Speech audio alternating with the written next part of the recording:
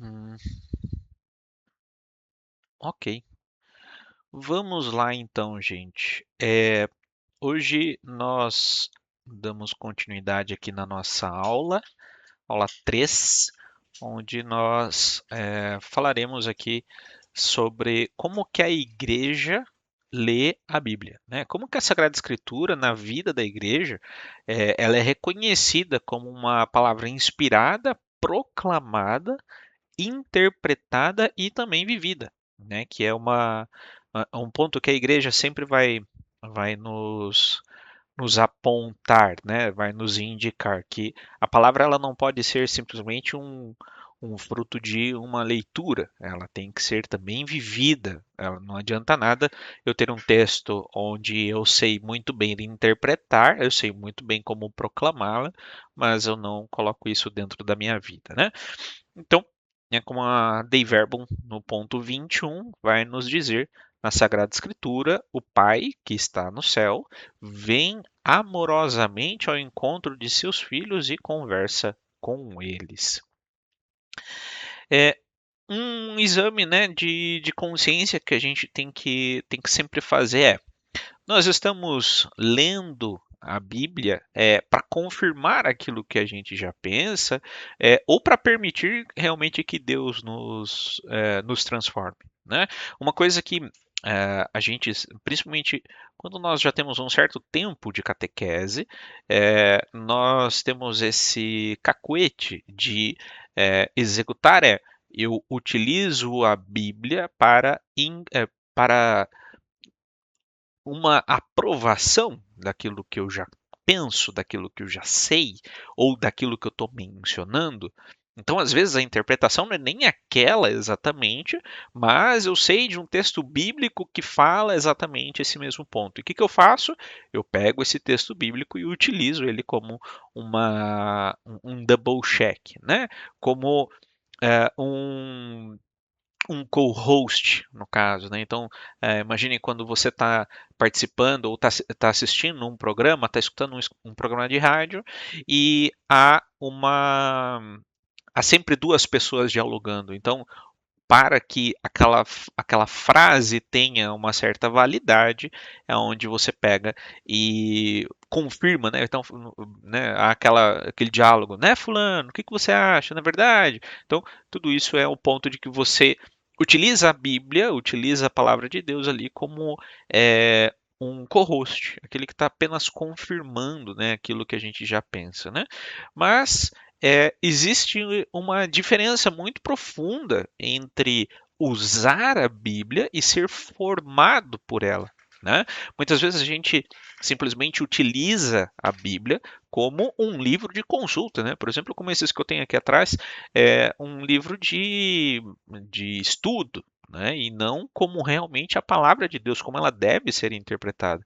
Então, quando nós nos aproximamos da Sagrada Escritura de uma maneira equivocada, buscando apenas respostas imediatas, eu acabo interpretando segundo a minha vontade. Né? Então, uma coisa que eu sempre brinco, né, e é muito importante a gente tomar muito cuidado quanto a isso quantas vezes eu faço uma roleta russa com a Bíblia? Senhor, o que, que o senhor quer me dizer? E faz ali aquela folhagem rapidão ali só para tentar entender, né? E olha uma palavra e interpreta à medida daquilo que você quer. Né? Então é importante a gente tomar muito cuidado com isso e principalmente quando nós utilizamos isso para ensinar aos nossos catequizandos. Né? Quantas vezes a gente não tem essa atitude de usar a Sagrada Escritura como uma muleta, né, de muitas atividades, né? Então é importante a gente ter esse pensamento. E como que a gente está fazendo isso? Como que a gente está utilizando a Sagrada Escritura, né? Não se trata apenas de ler corretamente, mas sim de entrar corretamente na escuta da revelação, né? Então eu vou acabar muitas vezes escolhendo textos isolados, confirmando opiniões pessoais, né, interpretando segundo alguns critérios que não fazem sentido, né, de acordo com o que a igreja sempre nos orienta, né? Mas uma coisa que a igreja sempre nos ensina e ela sempre orienta é que a palavra, ela é a palavra viva e eclesial, ou seja, eu devo receber a Bíblia não como um texto morto, um texto que já é um texto ultrapassado, como muitas vezes a gente vê, né, o povo falando, a Bíblia, imagina, a Bíblia é um texto que não foi escrito para nós. Realmente não foi escrito para nós, mas não significa que esse texto é defasado, não significa que esse texto não tem valor, né? E- Então, é importante quando eu faço essa leitura, eu devo compreender a Bíblia na fé da igreja e não através de interpretações pessoais ou privadas e isoladas, né? Então, é, vou dar um exemplo. Quantas vezes a gente utiliza o texto bíblico eh, por exemplo, para puxar a orelha dos nossos filhos, né? Utiliza ali o famoso livro do Eclesiastes, né? Do Eclesiástico, quando a gente pega os textos ali e fala, o filho deve honrar seu pai e sua mãe. Sim, está correto, é um mandamento da igreja, né? O filho é o mandamento da lei de Deus, né? Honrar pai e mãe. Mas quantas vezes a gente está ali puxando a orelha do nosso filho às vezes, tá? Até de forma exacerbada, e a gente usa o texto bíblico, né, que vai dizer, um pai que ama, ele pune o seu filho, né, por conta pelo amor, né, o excesso de amor. Então, olha como eu estou usando a palavra de Deus apenas como uma confirmação daquilo que eu já tenho na minha cabeça, né, já tenho na minha mente. Então, eu tenho que tomar muito cuidado com esses pontos, né? E como também eu devo receber a Sagrada Escritura? No Espírito e em Cristo, né? Então, tenho que fazer a leitura no Espírito Santo, sobre a luz do Espírito Santo, e também em comunhão com Cristo, né? Eu não posso olhar a Sagrada Escritura e interpretá-la de maneira isolada. Eu tenho que ver Cristo, ver onde Cristo se encaixa, ou melhor, onde Cristo transparece nessa mensagem, né? Então não se trata apenas de ler de qualquer forma, né? Então eu tenho que entrar corretamente nessa escuta com o Cristo. Tudo bem? E da onde surgiu essa Sagrada Escritura, né? A origem, ela é uma palavra divina, então é uma inspiração do Espírito Santo, né? A primeira verdade, né, que todos nós precisamos sempre fixar é a Bíblia não é simplesmente um livro religioso, é a palavra de Deus expressa na linguagem humana, né? E como nós falamos na aula passada, onde a gente é, começa a orientar ali sobre como a Bíblia ela vai sendo formada, vai sendo composta, eu preciso também ter esse entendimento, né, que a palavra de Deus ela se expressa em linguagem humana. Então Deus não interfere no ser humano. Deus inspira o ser humano para que ele possa escrever esse texto através da sua capacidade e da sua cultura. Então, por isso que nós vamos ver diversos tipos de textos. Então, eu vou ter texto é, poético, eu vou ter texto que são crônicas, eu vou ter textos que são narrativas, eu tenho textos que são fictícios, e quando eu digo fictício, não significa que é um texto mentiroso, mas é que é um texto que a forma que ele é composta, né, aí né, fica a questão ali do livro de Jó, né, a forma que o texto é composto é contada uma história que não necessariamente aconteceu daquela forma, daquele jeito, mas é mostrar que é, através de uma parábola eu consigo demonstrar o que Deus quer de mim, o que Deus quer do povo, né? Então toda essa origem da palavra de Deus, da Escritura, ela é em Deus, né? E ela nasce dessa inspiração do Espírito Santo, né? Então, Paulo vai dizer, né, toda a Escritura é inspirada por Deus, né? E a igreja vai professar. A Escritura tem autores humanos reais e Deus como autor principal. Ou seja, é Deus que tem esta inspiração, envia esse Espírito Santo para que esse povo, né, possa escrever, né, esses textos e, né, como a gente já havia conversado, a escrita não era uma exigência da época, não era uma necessidade da época, até porque a leitura também não era acessível para todo mundo, mas quando se há necessidade de escrever, de gravar aquilo que está sendo transmitido, Deus utiliza desses seres humanos, né? Então, vai respeitar a cultura, a linguagem, o contexto, o estilo, a experiência histórica, né? Então, ela vai contar sempre com essas etapas, tudo bem? E para que a gente possa fazer essa leitura, né, bem identificada, bem aprimorada da Sagrada Escritura, é eu saber como eu leio. Então, eu não posso ler um salmo como eu leio o Evangelho. Eu também não posso ler uma profecia e interpretá-la como um texto jurídico, né? Um símbolo apocalíptico, ele não se torna automaticamente uma chave literalista, né? Uma chave literal ali. Então, quando eu pego, e se a gente for pegar, por exemplo, as culturas, né? Por que, que os judeus até hoje esperam um Messias? Porque eles pegaram a profecia e interpretaram como um texto jurídico. Da mesma forma que eles interpretavam a lei ali, né? O Êxodo. Então, é importante a gente pensar nessas questões de como eu estou fazendo a leitura da Sagrada Escritura. Né? Como que eu estou fazendo essa interpretação desse texto? Porque se eu pego o texto e leio e quero colocá-lo ipsis literis, né? Ou seja, da forma que está escrito na minha vida, eu vou cair num fundamentalismo que vai me afastar do que realmente a palavra de Deus quer dizer. Né? Então, quando a gente faz essa interpretação, é onde nós caímos, né, muitas vezes, nesse fundamentalismo que nos prejudica a interpretação da Sagrada Escritura e muitas vezes nos afasta dela. Ah, porque a Bíblia é difícil, ah, porque eu não entendo os textos, ah, porque o padre X, o padre Y não sabe explicar. Ok, justamente a palavra ela é humana, né? A ação dela está no autor, né?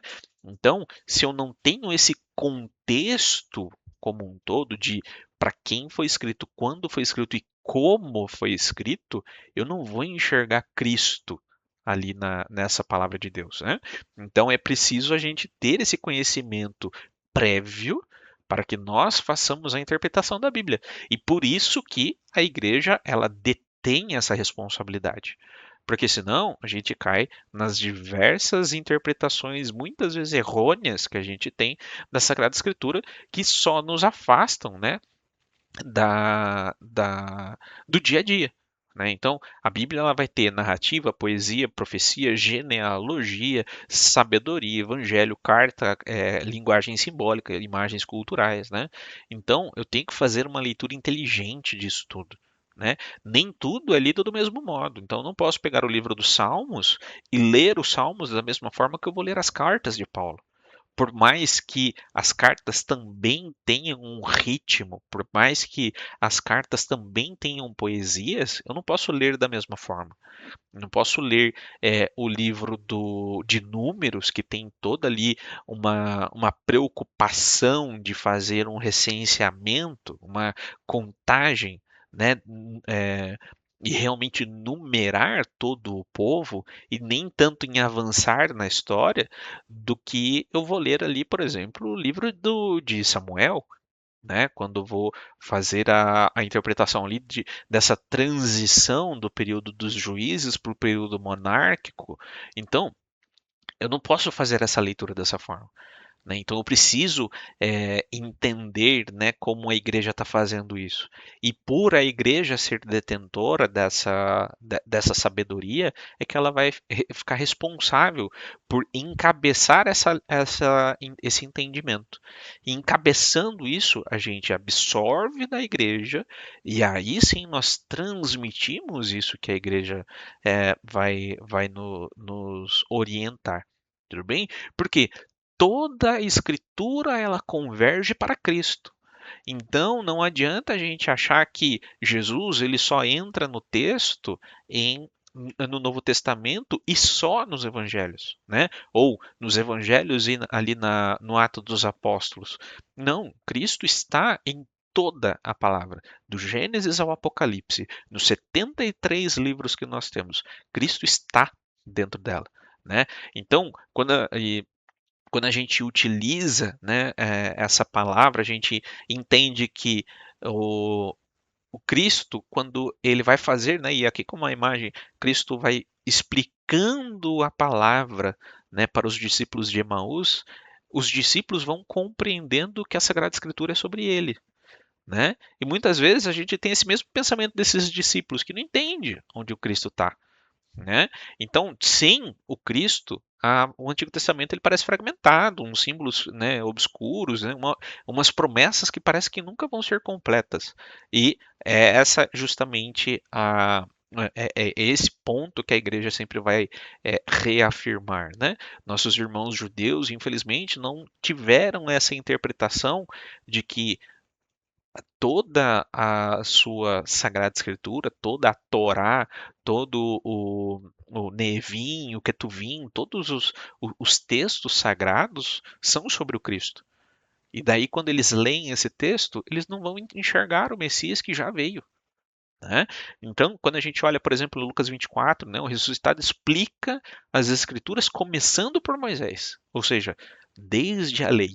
Né? E quando fala de Moisés aqui, não necessariamente começa no livro do Êxodo, mas começa lá em Gênesis, porque para os judeus, né, e muitos arqueólogos também falam que Moisés foi responsável por orientar o povo e escrever a história de Israel, né, através do Gênesis. Então, é, é dessa forma que a gente vai entender. E né, isso vai partir de um princípio, né, e aí eu vou usar um palavrão aqui, um princípio hermenêutico, ou seja, um princípio de interpretação que a Bíblia ela tem que ser lida a partir de Cristo, em direção ao Cristo, em comunhão com Cristo. Então, se eu não uso esses principais pontos, essas principais chaves, eu não vou conseguir fazer a leitura de maneira adequada. Tudo bem? E qual que aqui, né, repetindo, né, esse princípio hermenêutico, né, porque tudo converge para o Cristo. Né? Então, eu parto dele, né, iluminado pela realidade da encarnação, encontrando nele o cumprimento de toda a revelação e sendo inserido no seu corpo, né, a Santa Igreja. Tudo bem? E o que a Dei Verbum vai falar para a gente? Né? Quais são os 3 critérios de interpretação que a, a Dei Verbum vai nos orientar, né? Primeiro, a unidade de toda a escritura. Então, é dessa forma que a gente consegue entender a Sagrada Escritura. Embora composta de muitos livros, há uma única economia da salvação. Tudo converge harmonicamente para o Cristo, né? E também, assim, só para a gente é, esclarecer, né? A questão da hermenêutica é justamente interpretar de forma, né, não literal, né, então de forma certamente alegórica, onde esse Cristo está envolvido. Né? Então, quando eu falo, por exemplo, da passagem ali de Abraão entrega o seu filho Isaac para sacrifício, né? Em favor, né, em amor a Deus, né? Ali eu posso enxergar o Cristo. Quando Moisés é recebido, né, ali no rio, né, pela princesa ali do faraó, né, um filho que não é daquele casamento, né, aquele filho que é enviado, né? Então Tem esse ponto também. Depois, esse mesmo Moisés que vai libertar o povo, que vai dar a salvação para esse povo, libertá-lo da escravidão e do sofrimento. Também posso enxergar o Cristo, né? Então, tem diversas formas em que eu consigo pôr o Cristo como um personagem do meu Antigo Testamento, né? Então, quando eu faço essa interpretação, eu consigo enxergar o Cristo da maneira correta. Né? E daí a leitura na tradição, ela é viva dentro da igreja. Então a gente não é os primeiros leitores, né? Então a Bíblia não é uma novidade. Né? A Bíblia é o livro mais vendido, mais copiado, né? Copiado assim, né? De ter sido feito várias cópias, né? Então, é importante a gente lembrar disso, que a gente lê com os apóstolos, com os padres, com os santos, com o magistério, né, na liturgia. Ela não é uma leitura privada. Então, eu não posso utilizar a Bíblia e interpretar a Sagrada Escritura como se ela fosse só minha. Né? Então, é por isso que a gente tem que ter sempre essa união. Né? Johnny, não posso interpretar a Bíblia de uma forma que, não sei, a Núbia, a Lu, a Inês, a Cláudia, né? Qualquer um de nós aqui como catequistas vamos interpretar de forma diferente. Claro, isso é um caminho. Tá, gente? Isso não significa que, olha, a partir de agora vocês precisam saber completamente todas as interpretações da Bíblia e explicar. Não, isso é um caminho. Né? O diretório vai dizer que a gente tem a vida de catequista para nos especializarmos nisso. Então, enquanto a gente tiver vida, enquanto a gente estiver catequizando, a gente tem tempo para ir aprimorando, mas a gente não pode deixar isso passar. Não pode falar assim, depois eu vejo, depois eu entendo esse negócio. Não. E eu não posso fazer simplesmente uma interpretação que possa contradizer um conjunto de fé. Né? Então, como que eu vou utilizar a Bíblia? Através do credo, dos sacramentos, da moral cristã, da comunhão eclesial.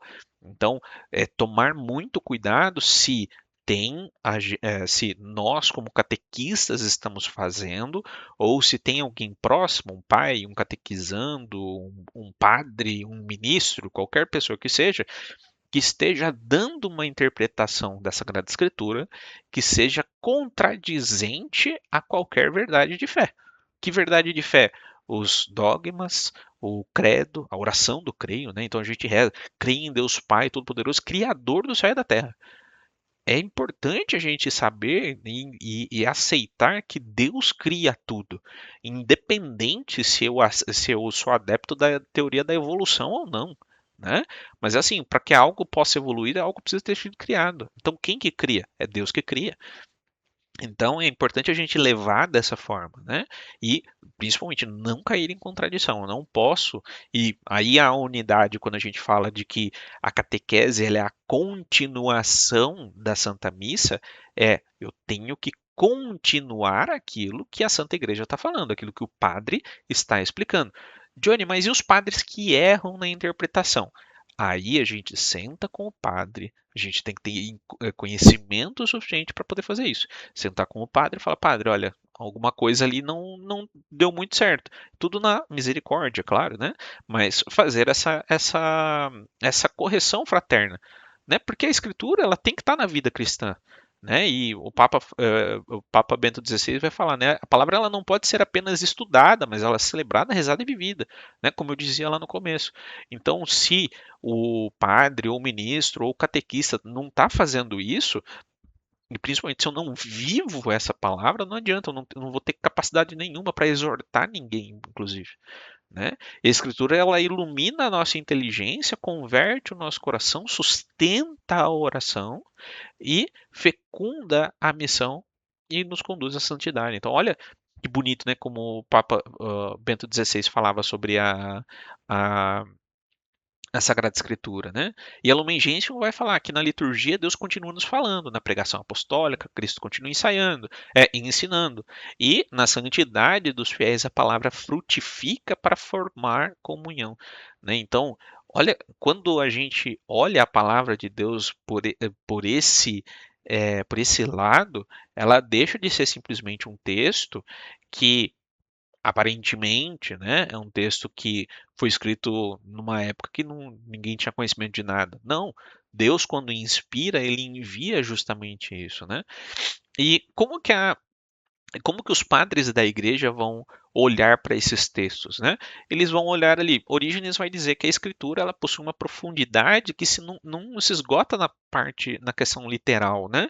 Então há uma riqueza histórica, moral, espiritual e cristológica, né? Então, Orígenes vai dizer que não é só eu ler o texto pelo texto, né? Então, a Sagrada Escritura é tão rica de símbolos, de cultura, de história em si, que eu posso estudá-la para o resto da minha vida. Né? E ainda vai me faltar vida para isso, né? Para completar esse estudo.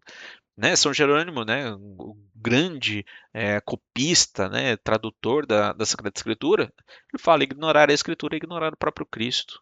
Né? Não basta amar a catequese, é preciso amar profundamente a palavra.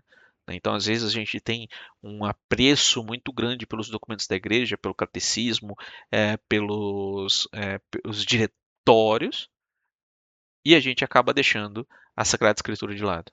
Né? Então é importante tomar bastante cuidado quanto a isso.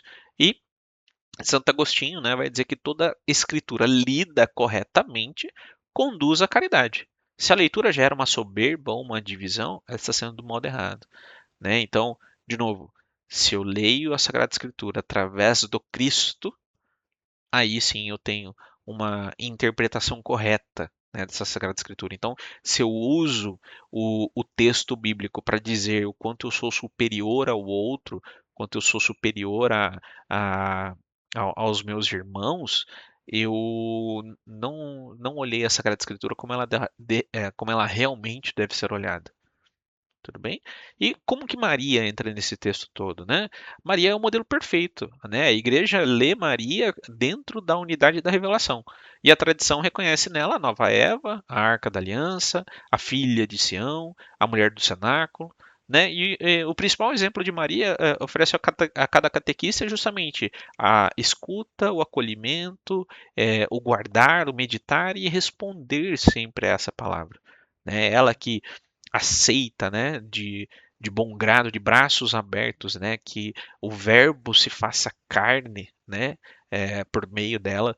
Então, ela é esse modelo perfeito, né, de como a igreja lê, né, essa palavra.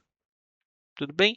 E aí, mais uma pergunta, né? O que que a gente pode entender, né, dessa Sagrada Escritura olhando pelo horizonte catequético, né? Toda catequese ela deve ser bíblica, querigmática e mistagógica, né? Nas formações de catequese a gente escuta bastante isso, né? Sobre o querigma e a mistagogia, né? Então, o anúncio perfeito, né? E a condução para esse mistério. Então, ela tem que sair da superficialidade, né? Então, não pegar o texto pelo texto, né? Abandonar interpretações privadas, ou seja, uma interpretação que, sei lá, um catequista do ano, sei lá, 2000 falou e eu achei muito bonito, mas ninguém replica isso, ninguém conhece isso, né? E eu tenho que ler como a igreja, né? E deixar a gente se formar por essa palavra. E principalmente conduzir os nossos catequizandos a serem informados por ela, né? De novo, não utilizar a palavra como um amuleto, né? Como um ponto ali é, de aplicação da sorte, sabe? Mas de realmente ser transformado, ser mudado, né?